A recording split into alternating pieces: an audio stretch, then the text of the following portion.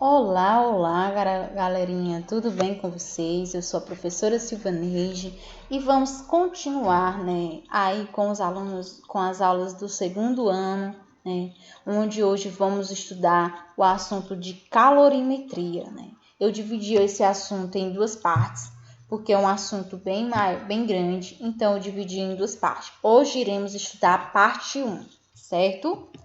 Então, calorimetria. Eu já começo aí, com uma pequena indagação. Por que alimentos ainda quentes não devem ser levados à geladeira? Por que quando terminamos de cozer algum alimento, não devemos levá-lo diretamente para a geladeira? Por quê? Porque, gente, os alimentos ainda quentes, não podemos levar para a geladeira. Porque quando levamos eles diretamente para a geladeira, ele está com uma temperatura elevada. Então, a geladeira ela vai ter um maior trabalho para resfriar esse alimento. Consequentemente, a geladeira ela vai gastar mais energia elétrica para resfriar esse alimento. Então, por isso que não devemos levar alimentos ainda quentes para a nossa geladeira, porque vai acarretar um maior gasto de energia elétrica, porque a geladeira ela vai ter que resfriar esse alimento até que ele entre em estado de equilíbrio térmico, certo? Então, a temperatura está associada ao grau de agitação térmica das partículas, das substâncias que compõem os corpos, Variações de temperatura de determinado corpo, para mais ou para menos, elas podem estar relacionadas com o fato do corpo receber ou ceder calor. E nesse processo, sua energia interna pode aumentar ou diminuir.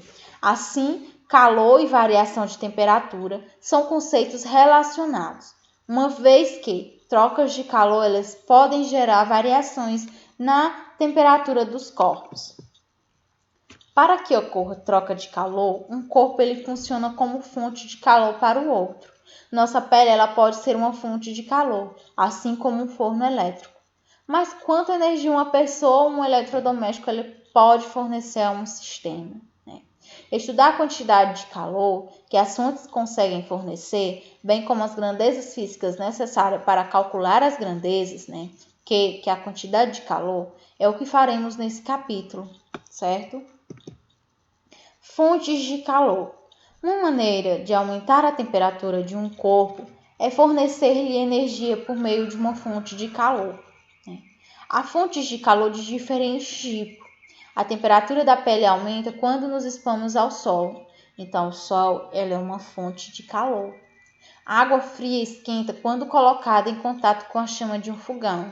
Então, a chama de um fogão é uma fonte de calor. A temperatura no interior de uma casa pode aumentar quando se utiliza um aquecedor elétrico ou se acende uma lareira. Então, a lareira e o aquecedor elétrico é uma fonte de calor. O sol, a lareira, a chama do fogão e o aquecedor elétrico são exemplos de fontes de calor, de acordo com a figura 2 que iremos ver. Aqui temos a luz do sol, a chama de uma lareira, o aquecedor elétrico. Todos esses três exemplos são exemplos de fontes de calor, É a luz do sol que nos fornece calor, é aquela lareira que nos fornece calor, É aquele aquecedor que está na nossa casa que nos fornece calor.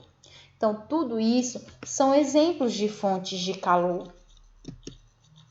Quando dois corpos de temperaturas diferentes entram em contato, ocorre troca de energia entre eles. Espontaneamente, o fluxo de energia se estabelece do corpo com maior temperatura para aquele com menor temperatura.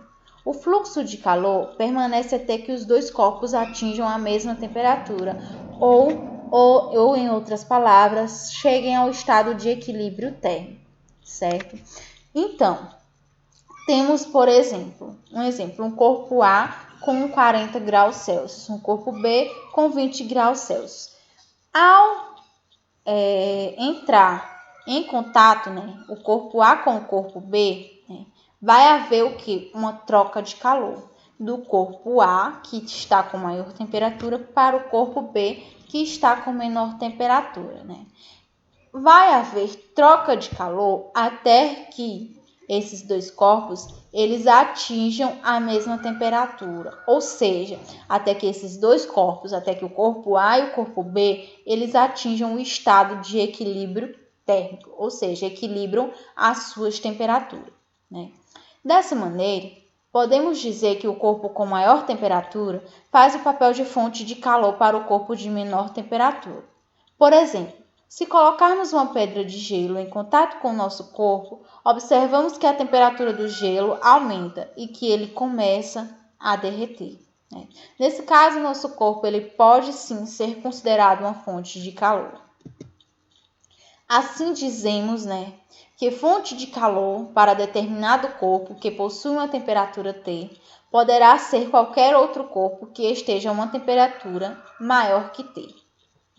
A quantidade de energia que um corpo cede ou fornece pode ser medida pela unidade caloria, né? Então, a quantidade de calor, quantidade de energia térmica, ela é medida através da unidade caloria, né? Uma caloria é a quantidade de calor que deve ser fornecida a 1 grama de água sob pressão normal para que sua temperatura se eleve a 1 grau Celsius. A medida da quantidade de energia por unidade de tempo que uma fonte de calor transmite a um corpo é a potência dessa fonte, né? A potência de uma fonte de calor ela pode ser expressa na unidade caloria por segundo, né? A potência de um forno de micro-ondas, por exemplo, é da ordem de 250 calorias por segundo, enquanto, né, o queimador de um fogão a gás ela pode atingir 700 calorias por segundo. O que quer dizer? Com isso, 700 calorias por segundo. Quer dizer que em 1 segundo, né, o queimador de um fogão a gás ela pode fornecer 700 calorias em 1 segundo. Então, é muita quantidade de calor, certo? Então, vamos passar aqui para frente, né? Capacidade térmica. Quando fornecemos quantidade de calor Q iguais a 2 corpos, é possível que a elevação da temperatura seja diferente em cada um deles. A temperatura de um dos corpos poderá, por exemplo, se elevar a 5 graus Celsius, enquanto que a do outro apenas 2 graus Celsius. Por quê, gente? Porque depende da capacidade térmica de cada material, né? Então, aqui nessa figura 3 temos quantidades iguais de calor, né, que podem elevar de maneira diferente a temperatura de dois corpos. Então, a variação de temperatura do corpo 1 é diferente da variação de temperatura do corpo 2. O corpo 1, né, ele variou a sua temperatura, sendo que a variação foi maior do que no corpo 2, né? Capacidade térmica é uma grandeza física utilizada para caracterizar a variação de temperatura dos corpos ao receber calor. Usando a letra C para designar a capacidade térmica de um corpo, definimos, né? A capacidade térmica C de um corpo é o resultado da razão entre a quantidade de calor Q recebida pelo corpo e a variação de temperatura ΔT que ela sofre. Assim temos, né? Capacidade térmica é igual à quantidade de calor dividido pela variação de temperatura. Então, a capacidade térmica ela pode ser expressa em calorias por graus Celsius. Se um corpo recebe, por exemplo, 500 calorias e, em razão disso, sua temperatura é elevada em 10 graus Celsius, qual a sua capacidade térmica? Sabemos que a quantidade de calor que esse corpo recebeu foi de 500 calorias e que a variação desse corpo foi de 10 graus Celsius. Então, a capacidade térmica vai ser a quantidade de calor dividida pela variação de temperatura. Então, a capacidade térmica é igual a 500 calorias dividida por 10 graus Celsius. Só, né, capacidade térmica é igual a 50 calorias por graus Celsius, certo? Então, essa é a capacidade térmica desse corpo, né? A capacidade térmica ela é uma característica do corpo, né? Então, sabemos que a capacidade térmica ela é uma característica do corpo, não do material que constitui esse corpo. Assim, dois corpos formados pelo mesmo material podem ter capacidades térmicas diferentes, caso duas massas não estejam iguais, né? Por exemplo, se aquecermos duas panelas com diferentes massas de água, ou seja, a panela 1 está com uma menor massa e a panela 2 com maior massa, por exemplo, de água, e quisermos que as duas massas elevem suas temperaturas em um mesmo valor, precisaremos fornecer maior quantidade de calor para a panela com mais água. Então, a capacidade térmica também depende da massa desse corpo, certo? Então, a panela com maior massa de água, ela precisa receber maior quantidade de calor se quisermos obter a mesma variação de temperatura nas duas massas, ok? Nos dias de verão, vamos ver agora calor específico. Nos dias de verão, muitas pessoas vão à piscina para se refrescar. Ao mergulhar, a camada de ar que envolve nosso corpo é subitamente substituída por uma camada de água. Como a temperatura do ar é maior que a da água, sentimos um frescor repentino, e prazeroso, pois diminuímos o fluxo de calor para o meio ambiente. No entanto, a água de piscina parece fria pela manhã e aquecida à noite. Qual a razão para isso? Nas noites de verão, quando a temperatura do ar diminui um pouco em relação ao período diurno, a água da piscina nos parecerá mais aquecida, como mostra aqui na figura 5, Temos aqui, uma pessoa na piscina durante o dia e a mesma pessoa na piscina durante a noite. A diferença entre as temperaturas do ar e da água é responsável pelas sensações de prazer que temos ao mergulhar em uma piscina durante um dia de sol, na letra A, na figura A, ou numa noite quente de verão, na figura B.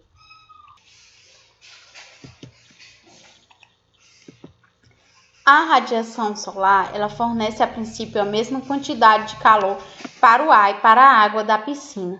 O ar, entretanto, se aquece mais rapidamente que a água durante o dia e esfria mais rapidamente à noite. Isso ocorre porque ar e água têm diferentes calores específicos. Para um material determinado, a razão constante entre a capacidade térmica e a massa é denominado calor específico, representado por C. Assim, calor específico é igual a capacidade 1 dividido pela massa 1, que é igual a capacidade 2 dividido pela massa 2, que é igual a capacidade 3 dividido pela massa 3. Na figura 6, a relação entre a capacidade térmica e a massa de um mesmo material, ela é constante, certo? Então, portanto, calor específico é uma característica de cada material, expresso geralmente em calorias por gramas grau Celsius, e representa a quantidade de calor que deve ser fornecida ou retirada de cada 1 grama do material para que sua temperatura aumente ou diminui 1 grau Celsius, respectivamente. O calor específico da água, igual a 1 caloria por gramas grau Celsius, é maior que o calor específico potência para aquecer massas iguais de água e de outra substância em um mesmo intervalo de tempo. A água costuma ter uma elevação menor de temperatura. Por exemplo, o calor específico do óleo é 0,6 calorias por gramas grau Celsius. Isso significa que cada 1 grama de óleo precisa de 0,6 caloria para elevar 1 grau Celsius a sua temperatura. No caso da água, esse valor é 1 caloria. Portanto, considerando massas iguais de óleo e água, percebemos que o óleo necessita de 60% do calor absorvido pela água para a mesma elevação de temperatura. Enquanto que a água ela necessita de 100% do calor absorvido, o óleo apenas necessita de 60% desse calor, Então, o óleo ele seria aquecido primeiro do que a água, certo? Por causa de quê? Por causa do seu calor específico, Por causa que a água tem um calor específico de 1 caloria. Já o óleo é 0,6 calorias por gramas grau Celsius. Então, tendo a mesma massa de óleo e a mesma massa de água, o óleo ele só precisa 60% do calor que a água precisa para ser aquecido. Por causa da propriedade de possuir calor específico mais alto que o de outras substâncias, a água é utilizada para resfriar elementos aquecidos, já que necessita de mais calor para elevar consideravelmente sua temperatura. A tabela 1 ao lado apresenta o calor específico de algumas substâncias, né? Observe que o calor específico da água no estado líquido e do gelo são diferentes, né? De fato, o calor específico de uma substância também varia conforme o seu estado físico, né? Temos aqui a água em estado líquido, onde o seu calor específico é de 1 caloria por gramas graus Celsius. O ferro é 0,11 calorias por gramas graus Celsius. O cobre 0,093 gramas por calorias graus Celsius. A prata 0,056 calorias por gramas graus Celsius. O chumbo 0,031 calorias por gramas graus Celsius. O mercúrio 0,033 calorias por gramas graus Celsius. E o gelo, né, que é a água em estado sólido, é 0,55 calorias por gramas graus Celsius. Então, essa foi o fim da nossa aula aí sobre calorimetria parte 1, né? Então, a calorimetria, vamos continuar esse assunto na nossa parte 2. Tchau, galerinha, e até a próxima aula.